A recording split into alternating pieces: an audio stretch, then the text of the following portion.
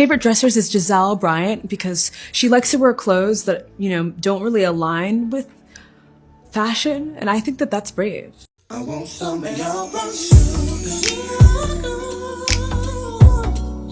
I want some of your brownsugar.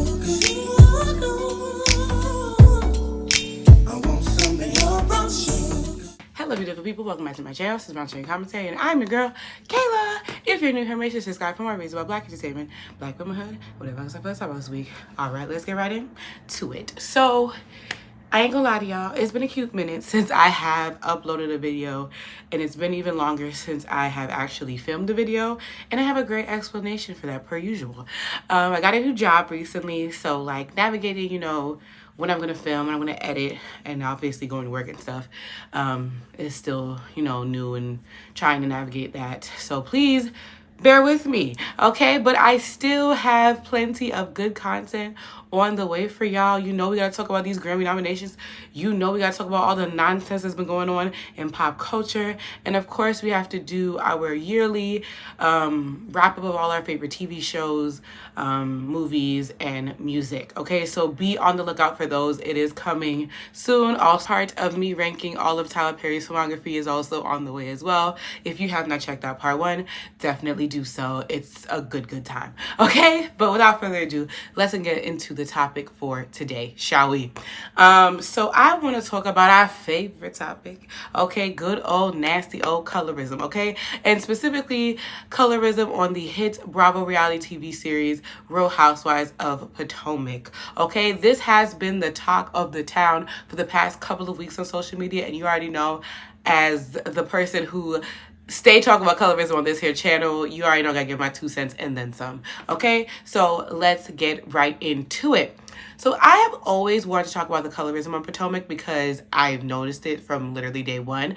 Now, it came out in 2016, but I didn't start watching until 2020. I binged it all during quarantine because people were talking about it. This was like right before the big Monique and Candace fight season in season 5. And then when season 5 came out, I watched it in real time like everybody else, which is just like, what a season to start on, you know what I'm saying? But watching it from the beginning, and then, to current, it was definitely obvious that really it's like colorism has always been prevalent on Potomac, and it was like an underlying issue though. Like it was kind of like you were like, is it colorism? I don't know, kind of thing. And then as the seasons went on, it kept happening. Instances of colorism kept happening, and it kept getting unaddressed until it reached a boiling point in Monique's season.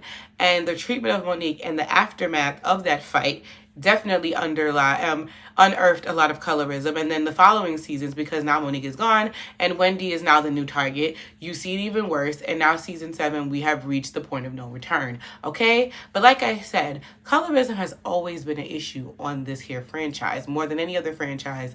I mean, obviously, Potomac is the only other predominantly black cast next to Atlanta, but Atlanta really doesn't have a colorism issue as far as I can remember, because most of the people on Atlanta are brown or dark skinned. But in this cast, like I said from the beginning, it felt that production was very strategic on the women they wanted on the show. If you look at season 1, literally everyone is light, bright, damn near white, except for Charisse. And then you have 2 biracial people in the cast, Ashley and Katie. But Giselle and Robin can easily pass for mixed, which is come into question many times. But they have black parents, allegedly. But you know what I'm saying? And then like it's also the fact that you have what people love to call the Green Eye Bandits, which is Giselle Bryant and Robyn Dixon. And the thing about it is, they get to do literally whatever the hell they want, and nobody really checks it because I don't know. I mean, like I said, we now know that the reason why is because light skin privilege, desirability politics, anti-blackness, all of it, okay? Because they get a lot for doing nothing. And like I said with Gizelle, if a dark-skinned person did half of the stuff that Gizelle has done on this show, they would be labeled all types of nasty, all types of aggressive. There would be no big following around them. There would be no the excuses. And that's just what it is, okay? So like I said, from day one, the casting choice was a choice. And then, you know, as the seasons went on, they started to incorporate more and more darker skinned women. You had Monique Samuels in season 2, Candace Dillard in season 3, and then Wendy came around season 5. So, you know, we start to bring in more, but then at the same time, you know, when Monique left, they replaced her with Mia, who is biracial, and she is interesting. But yeah, so back to Giselle and Robin, because this is really what the bulk of what I want to talk about. Because yeah, the whole Mia and Wendy thing brewing this season is important, but we have to start from the beginning. So like I said, you have Giselle and Robin, who's been there since season 1. And at first, Giselle and Robin just seemed like your typical housewife bullies, and that they were very like, whoever they felt as weaker than them, they challenged it. In season 1, one of the biggest targets they had before they, I guess, joined forces was Ashley. They made her to be a target because she was young, because she was naive, because she was vulnerable. They thought that she was someone to control and manipulate and belittle, especially where Robin is concerned. And we see that. And then they go to Katie. They bully Katie because they feel that also Katie was quite young, I think a little bit younger than them, and that Katie has shit going for herself, period. And they hate that. They hate it. And they kind of put Katie's blackness into question, which I don't know why, because like I said, all three y'all look biracial and y'all move in the world different than other people. And Katie wasn't one to like try to discredit or hide her blackness. So I don't know why this was such a big conversation. She came in the gate saying that she was biracial. So I don't understand why was that such a big topic of conversation. I was recently watching Jules's Patreon, and she was talking about the fact that, you know, she was making a thing saying that, you know, they have insecurity surrounding their blackness, and that is why they were going at Katie so hard, because they themselves are insecure about their blackness. But the thing about, like I said, Robin and Gizelle is that they profit off of the fact that they are lighter skinned, have slim features, have green eyes, allegedly, and they sport usually like light blondish hair. And that, I think, got them into a lot of spaces growing up, especially Gizelle, you know, going to HBCU, becoming AKA, which has a history in the past, not currently, but in the past, there has been some talks about the fact that AKA used to be a wee bit colorist, a little bit, and I would not be surprised at the time when Gizelle was going to Hampton and pledging that was a time where people was being a little colorist. I'm not gonna lie to you. But she gets married to Jamal Bryant. He becomes a megachurch pastor. He ends up cheating on her, embarrassing her in front of the whole world. And the thing is, you know, she comes on Housewives, already divorced, already telling us that her and Jamal are together. He's a cheater, pumpkin eater. And we see her throughout the 7 seasons trying to struggle to find love, even trying to rekindle romance with Jamal, but it doesn't work. And I think that's why Gizelle loves to discuss other people's husbands. Like, if Gizelle don't do nothing, I remember I tweeted this a couple weeks ago. If Giselle Bryant don't do nothing else, somebody else's husband, her storyline. Because I'm like, if it's not Ray, if it's not Ray, if it's not Michael Darby, if it's not Monique's husband, the first Chris, like, if it or now it's Candace's Chris, like, it's literally, or Wendy's husband, like, literally every single season she making a storyline with somebody's husband attached to it, yet we have not seen her in a stable relationship since ever. But it's okay for her to do it. Had there been another woman in the group that had similar struggles like she has, she would have been exploiting it and reading them for filth. It's the same thing that to be said about Robyn. Robyn's another one. Grew up light-skinned, you know what I'm saying, desirable, gets with Juan, who is an up-and-coming NBA player, is with him in his heyday. He cheats on her. She still remains cohabitating with him, despite him showing every instance that he cannot stand this woman and is only with him because he down bad. He only with her because she down bad. He down bad, okay? But because I don't know what any woman would sit there and have a man cheat on them and they sitting there cohabitating with them. Once again, if there was somebody in a similar situation, because look at this, even now, Ashley and Michael are getting a divorce, but I believe they're still living together, and Robyn and them is making it such a big deal. But when the shoe was on the other foot, that was one of the reasons why she got up in Ashley's face season 1, was because she was in her business about her marriage. So that's the thing. You can sit there and make everybody else's husband your storyline, but the moment people start investigating and looking into your glass house, it's a big issue. You see how the math is not math? And like I said, there's certain aggression that people get than others. Like I said, most of the time, if it's Wendy makes a comment about their marriage, if it's Monique, if it's literally Candace, anybody, if they are the ones making the comment, it's all this anger and aggression. Everybody else, she might be a little bit angry, but nothing really comes of it. Like, somebody literally showed the contrast between Karen and Wendy talking about Robyn and Juan's relationship, and you can see the anger was way more towards Wendy than it was to Karen. And I do think they be nasty to Karen a lot of the times because of like some ages stuff, which I don't even think they're that far in age from Karen, which is just weird. But you already know Karen's not going for the nonsense, which is why Karen has been the #1 on this here franchise for me more than anybody else. Like, next to Monique, she was my second favorite.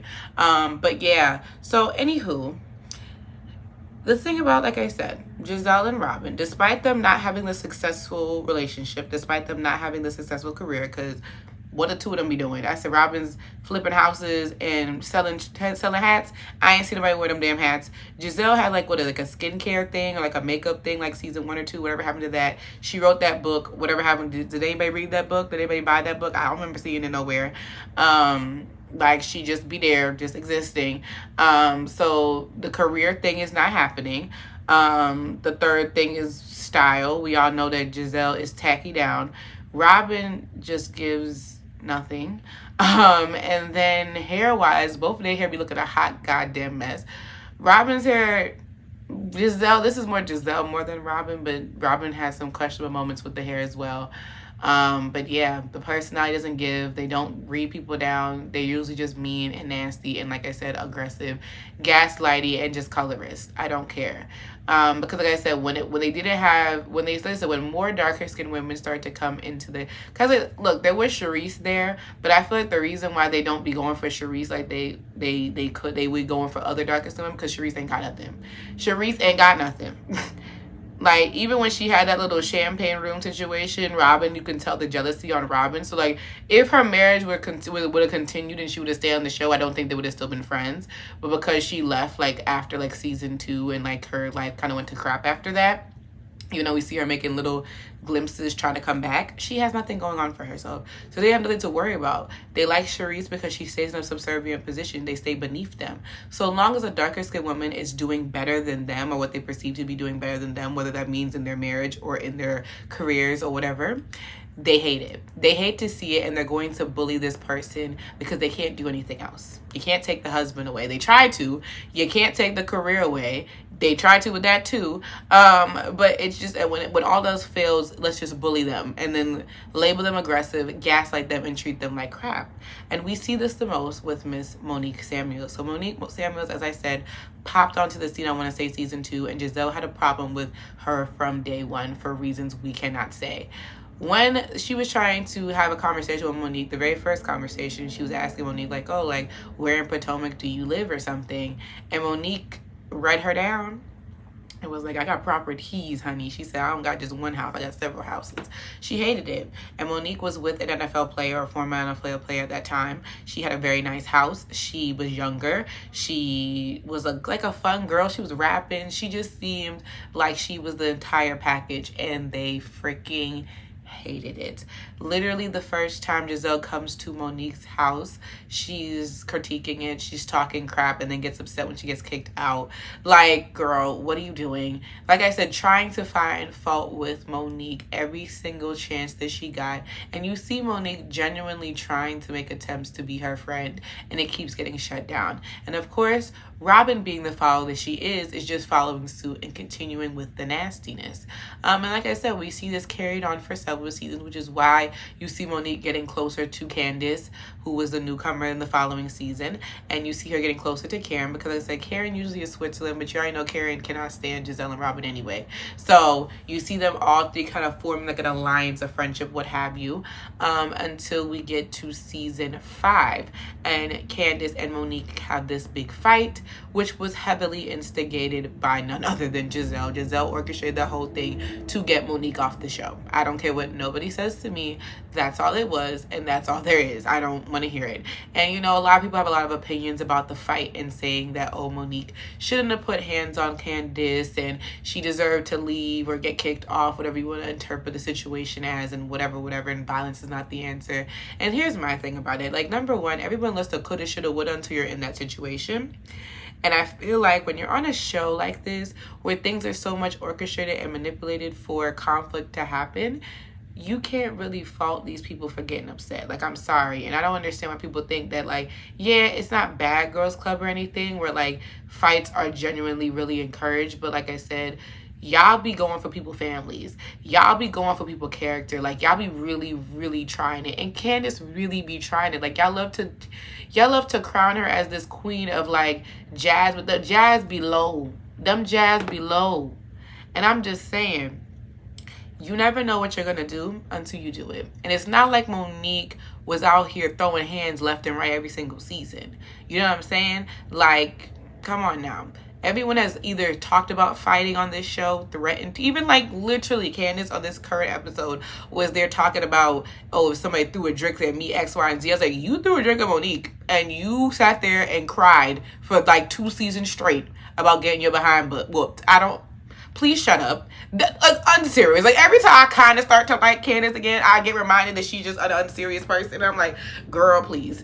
Anyway, when that whole thing went down, Giselle and Robyn act like it was the biggest monstrosity of all kind, and that they couldn't film with Monique anymore, and they didn't feel safe, and Giselle went as far to get a bodyguard and all of these things. And it was just like, girl, please cut the crap. You want this girl off the show, and you're trying to like sabotage her, whatever, and you're sitting there acting like she can't make a mistake, and that she, like, what she did was just so unforgivable, as if she's the one that whooped your ass, which is what she should have done. But it was just ridiculous. Like I said, nothing that Monique did is anything short of what Robyn has done the last couple of seasons, because we've seen Robyn come very close to fighting people. Please put your fingers out of my face. Please put your fingers out of my face. Please put your fingers out of my face, Robyn.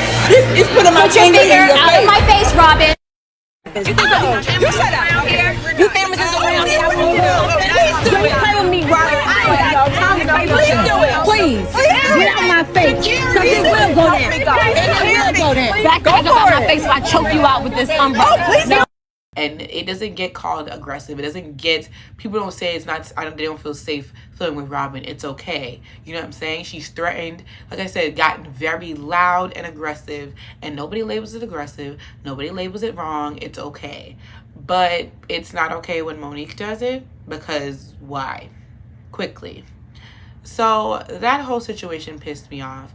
And then, you know, Monique leaves, and now you have Wendy becoming public enemy #1. And then the season 6, you know, they're making up rumors about her husband, and then you're confused why she's upset that you're making rumors about her husband. And then they try to address the colorism during the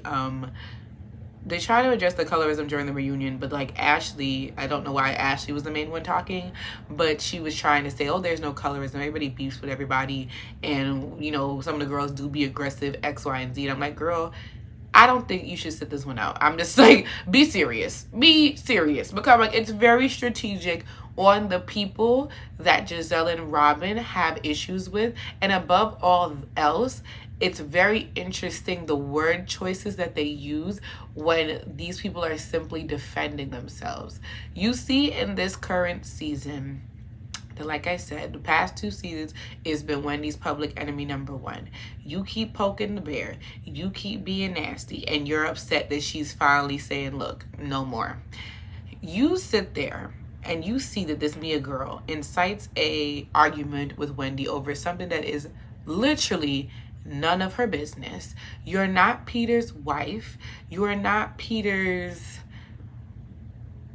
business partners. So what business Wendy and him do or do not do has nothing to do with you. And you sit there because you wanted to start a fight, because you want to fit in so badly, and you're going off on Wendy. And Wendy doesn't even say anything particularly that would garner you to throw a drink at her, but yet you do.